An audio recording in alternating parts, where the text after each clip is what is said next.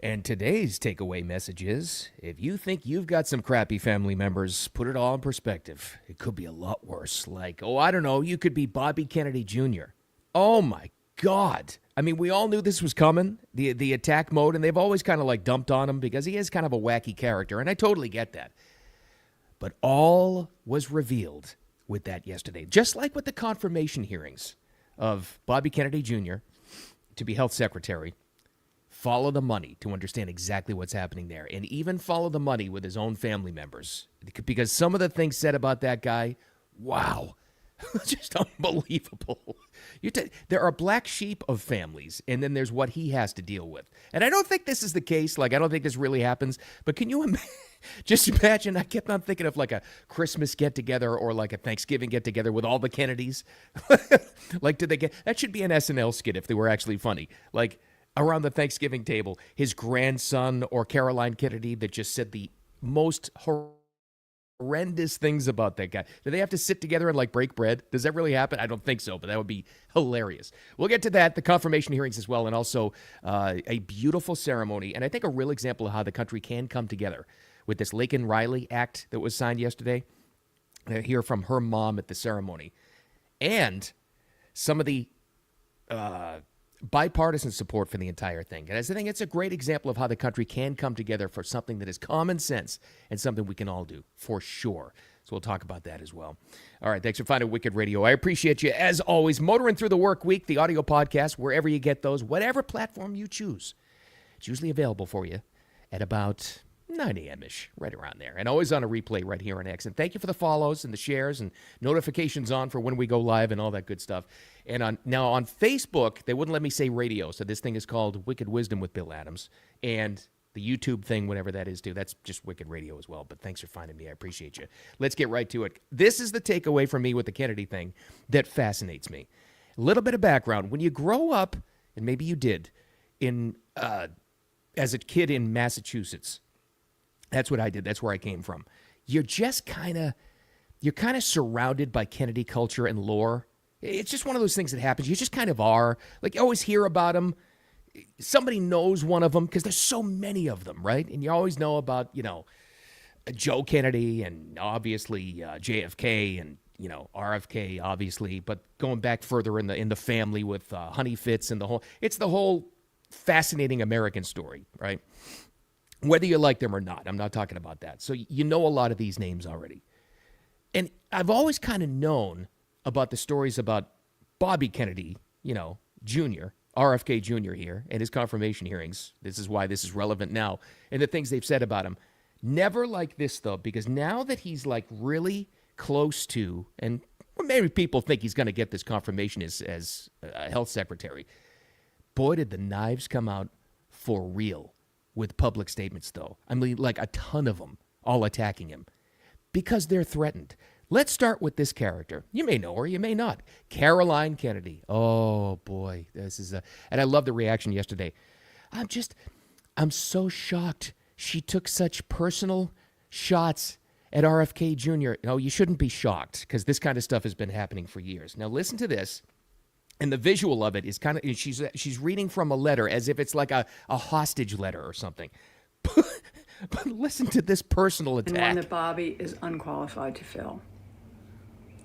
He lacks any relevant government, financial, management, or medical experience.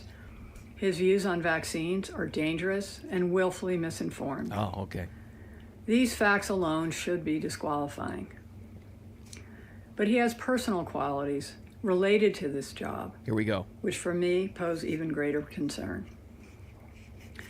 I've known Bobby my whole life. We grew up together. It's no surprise that he keeps birds of prey as pets because Bobby himself is a predator. She flat out called him a predator. Well, that's new. She's attacked the guy for decades now, but never so far as to say he's a predator, but that happened. So there you go. And by the way, the letter is she's looking back up at the camera and back up again and reading the letter as if almost, now I don't know this for sure, almost as if, hold on, it was written for her. Maybe not. Well, now let's go to this character. This is the second character in our story, and we could have picked like 10 of them, but let's go to this guy. What? His grandson. Grandson Jack Schlossberg. What did he have to say about old RFK Jr.? You think he said nice things and just talking about policy? Or you think maybe he was just talking about his personal background? No, not so much. He decided to take a shot at his personal condition. You know, because Bobby's got the voice thing going on here. So he decided to do a video and mock him. Isn't that nice? Heck of a grandson there, right? Here's Jack Schlossberg. Heck of a grandson of the year. Hey, everybody, I'm trying to figure out the right present to get Donald Trump for the inauguration. So I found a really rare animal and killed it, and I'm going to give it to him. Nice. Nice grandson, huh? Yeah, that's old Jack Schlossberg, grandson of the year. By the way, the condition that RFK Jr. has is spasmodic dysphonia. That's what it is that makes his voice, where it's really shaky like that. But that didn't stop grandson from taking shots at him. I'm telling you. And again, the takeaway is we've all got family members we're not really too happy with. You kind of squabble. You just kind of put up with them. That's how most normal people deal with it. If that gets you depressed sometimes and that gets you down, just think of the Bobby Kennedy example. And you're like, hey, this will make you feel better. At least I don't have to deal with that at a public stage because the knives are really out now. Because why? They're threatened. Now, the Kennedy family, not only threatened by the monetary situation, they're threatened with, let's call it stature. So a lot of the Kennedys, and I've always kind of called them not JFK or RFK Jr., there's some other great Kennedys too. I call them the useless branch of the Kennedys, the useless ones, right? They've never really done anything. And again, there's a ton of them. But they just kind of have lived off the name, right? They lived off the name of being a Kennedy, and that means you get into the cool parties and get into the cool colleges and the social clubs, and you're accepted, and they're deathly afraid of losing that. That's why they attack him that way. They really are. Because let's say old Jack Schlossberg here, the grandson of the year, if he had come out and not attacked his grandfather, you think he'd be accepted into the cool left-wing parties? No, they would not. They absolutely would not. And there's a ton of them like that. They're grasping they're grasping and holding on to anything they possibly can to try to stay in that cool social club, living off the name. And that's all that is. But the other attacks that came out is all about following the money. Because here's the confirmation hearing. First of all, let me go to this. Best answer I've ever heard. Now, for years, RFK Jr. has been called a conspiracy theorist. Years, decades, because he's looked into this stuff. An environmental attorney, a health advocate. He's sued some of the biggest companies in the world and won. He's had cases before the Supreme Court as a lawyer and won with the goal in mind of protecting the American people and getting all of us, especially kids, though, that's his main thing, healthy. That's his mission. And I truly believe him at his word. I do. Is he crazy in his background? Has he done some extreme stuff? Oh, absolutely. Absolutely. He's a recovering addict. Not going to hold that against him. Big partier. Not going to hold that against him. He's had some affairs. So what? That's his personal life. I don't care about that. I care about his mission, personally, and making America healthy again. And he's this close to doing it, and he may just get confirmed. But when he's a threat to those big companies, then all of a sudden, they bring out that term again, conspiracy theorist. Isn't that interesting? Well, one of these senators, actually all of them brought it up, and they said, are you a conspiracy theorist? Has anything you've ever claimed actually come true? In my time,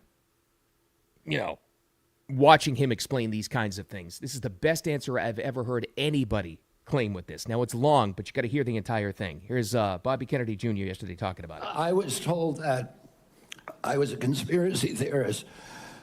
That label was applied to me because I said that the vaccines, the COVID vaccine, didn't prevent transmission and it wouldn't prevent infection, when the government was telling people, Americans, that it would.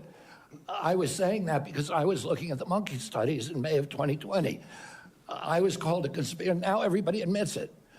I was called a conspiracy theorist because I said red dye caused cancer. And now FDA has acknowledged that and banned it. I was called a conspiracy theorist because I said fluoride lowered IQ. last week, JAMA published a meta-review of 87 studies saying that there's a direct inverse correlation between IQ loss. All right, so Oh, and then they cut him off. Every time they would cut him off when he would start to shoot their theory full of holes in their attack mode, right? But he's right, and he just laid it out right there. You want examples of where he was right? There's 3 big ones right there. And how about that? Do you remember when all of us, let's go back to COVID for a second, and I know it's like PTSD with this. I can't stand it. I hate thinking about that whole era as well. But do you remember what we were told? Remember that line they all said? Remember, even Biden ran on this. Remember that? This is a pandemic of the unvaccinated, right? And we were told exactly what he said right there. You get this vax. And I did too. I got it. I was vaccinated. I regret doing it now, but I didn't know at the time, and I did. Hands up, full disclosure. You'll prevent transmission of this virus if you get it. Remember that? And then we found out a little bit later, when then we all started to think about it, right? As a group, as a nation, we're like, wait a minute, that can't be right. That can't be true. Turns out we were right. That was a lie, an absolute flat-out lie told by health officials and other people in this country, in the World Health Organization. One of the people that actually stood up and said that that's not true and faced the backlash, even worse than what you're hearing right now, was that guy, RFK Jr. He said, no, it's not. It doesn't prevent transmission. It doesn't. I'm telling you right now. They did everything they possibly could to shut him down. Well, here he is now. And who else is trying to shut him down? People who are actually benefiting and taking money from a lot of these pharmaceutical companies in the medical field. Well, let's go to Pocahontas herself, Elizabeth Warren from Massachusetts. What are you doing? I could go on I'm going to do an entire week of shows just talking about why Massachusetts votes the way it does. I got some theories, but it makes no sense. It really doesn't. You talk to most people in that state, and a lot of my relatives are still there. You would never think that anybody would vote for these absolute lunatics like her, but they do. Every single time you see it happen. And we all wonder why, right? That's a whole different story. But there she was in full attack mode. She also got to ask RFK Jr. some questions. Well, here she is. Listen to this hysteria. And just imagine, you know exactly what the look on her face was. But you, Here it is. His anti-vax position. Look, he says he won't go to work for drug companies because the American people have a right to know that the decisions made while he is Secretary of HHS are only for the good of the American people. And yet, he wants to keep a piece of the action on every one of these anti-vax lawsuits. Piece of the action? Did Elizabeth Warren, senator from Massachusetts, actually bring up piece of the action, as in money, relating to these lawsuits? Now, in her line of questioning, she was trying to get Bobby Kennedy to say and to commit to not suing drug companies. You know, like they would do something horrifically wrong and he would never sue them. And he said, you're really saying to me you would want me to take away the power to be able to hold these companies responsible? That's her angle. Now, why would that be? Remember what we said? When you got to try to figure out all this stuff, always, when it comes to these politicians, follow the money. Now, what kind of money? And by the way, this is my third confirmed source. It's all out there. It's published information. Now, in the 2019-2020 election cycle alone, that lady you heard there, Elizabeth Warren, Massachusetts, she got contributions totaling $821,941 from the pharmaceutical industry. Again, confirmed. Look it up yourself. $821,941 in the 2019-2020 election cycle from the pharmaceutical industry, many companies involved. Now, with that amount of money contributed to her, you think maybe there were some conversations this week leading up to his confirmation hearing? You think maybe there was a conversation, email or direct phone or in-person meeting? There's some of those people that gave her money with Elizabeth Warren, and they said, here's what we would really appreciate you asking him.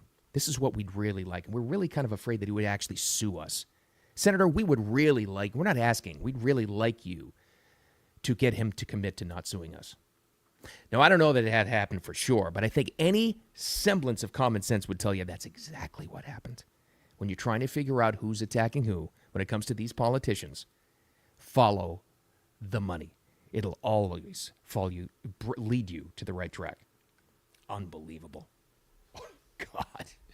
There was some positive thing, and, we always try to look at the light coming from the darkness, and that's exactly what happened in Washington yesterday. The Laken Riley Act was signed into law. Basically, you know the story about Laken Riley and how horrific it was, that Georgia college student murdered. Well, the Laken Riley Act passed both houses of Congress, and that's the message here. That's the positivity of it, is the bipartisan support for this thing. And it wound up being passed yesterday and signed by President Trump, meaning illegal criminals can be detained and deported, violent criminals get out of here before they cause any damage. That's the long and the short of it. But at the ceremony yesterday, and it was just heartbreaking, but Laken Riley's mom got to speak, and all the Angel families were there as well, who have lost loved ones due to criminal gangs, criminal element, murderers, basically, that were in this country and they shouldn't have been.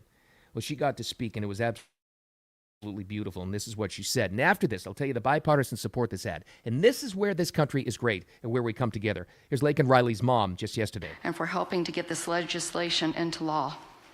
We also want to thank President Trump for the promises he made to us. He said he would secure our borders and that he would never forget about Laken. And he hasn't. He's a man of his word.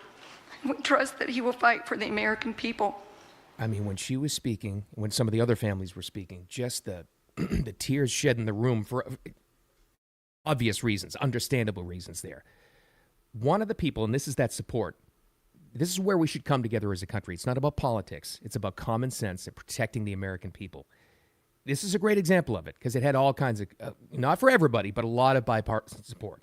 People put politics aside, like, and here's an example, John Fetterman, the Democratic senator, the big guy from Pennsylvania, he was there in tears because I think if anybody has a soul, they can relate to what her mom went through and what these other families have gone through. And he wrote something beautiful after that. John Fetterman, Democrat, just to show you this wasn't a political thing, from Pennsylvania. He said, I believe a secure border creates a more secure nation. It's common sense. I believe stronger border, fully compatible with my commitment to immigration, as a lot of people feel. I believe our nation should protect our dreamers. I believe this nation is tired of leaders in D.C. prioritizing fighting over governing. I believe Pennsylvania elected me to fight for a better Commonwealth and to work with both sides of the aisle. That's fantastic. That was, as important it was to get this thing signed, a message like that from him, good for him for getting that done. That's where it can work. That was fantastic, and God love those people, and hopefully that's some light coming out of the darkness for sure. All right. That's all I got for you. I'm out of material. Again, follow the money when you're trying to figure this stuff out. And the second takeaway is put it in perspective. Next time you get a family get-together or a family fight, family argument, it could be a whole lot worse. You don't have it as bad as Bobby Kennedy Jr. does. Look what that guy's going through in a very public way. And like always, don't take any crap from anybody. Little side note here. Today is the day where I think they're going to collect a lot of the information and get some answers. And I'm sure the aviation experts and the pilots will start talking about that terrible crash between a Black Hawk helicopter and an American Airlines commuter plane over the Potomac last night. That was just horrific, but they're still collecting information. So we'll have something to say. Hopefully we'll get some answers on that. We'll talk about tomorrow. But, man, until that happens, let's just pray for the family for sure. All right. Thanks for hanging out with me. As always, I appreciate you so much. Getting so close to the end of the week. We'll talk about the weekend tomorrow, too, and some stuff coming up. With all that said, like always, not just follow the money. Don't take any crap from anybody. Have a wicked awesome day. We'll talk to you tomorrow.